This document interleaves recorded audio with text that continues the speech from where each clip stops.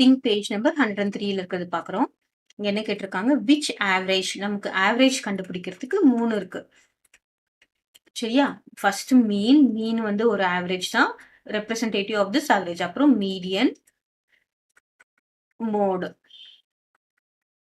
So இந்த 3ல எது அப்ராப்ரியேட்டா இருக்கும் இதெல்லாம் கண்டுபிடிக்கிறதுக்கு அப்படின்னா, so which average will be most appropriate for the companies producing the following goods. First diaries and notebooks. இப்போ இதில பார்த்தீங்கன்னா, மீன்னா என்னன்னு பார்த்தீங்கன்னா, எல்லா நம்பரையும் ஆட் பண்ணி ஆவரேஜ் கண்டுபிடிக்கிறது. மீடியன்னா நடுவுல 2 இருக்கிற நம்பர கண்டுபிடிக்கிறது.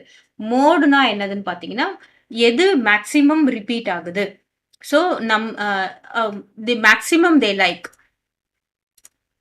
Maximum people like.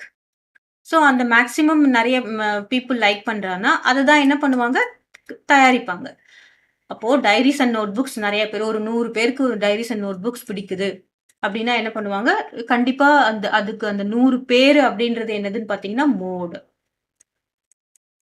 அது நம்ம அந்த 100 பேர் அப்டின்றது மீடியன்லயோ, மீன்லயோ கண்டுபிடிக்க முடியாது. எத்தன பேருக்கு பிடிச்சிருக்கு அப்படி maximum number of people likes.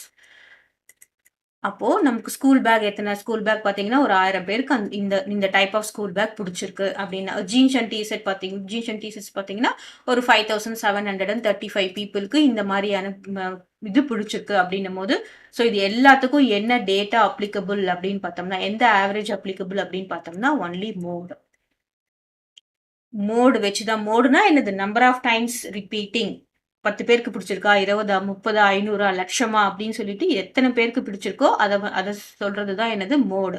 அப்போ இந்த மாதிரியான கம்பெனிஸ்லாம் ஸ்டாட்டிஸ்டிக்கல் டேட்டா எடுக்குறாங்கன்னா, இந்த மாதிரி லைக்கிங்க்லாம் நம்ம என்ன பண்ணுவோம்? மோடு தான் எடுத்துப்போம்.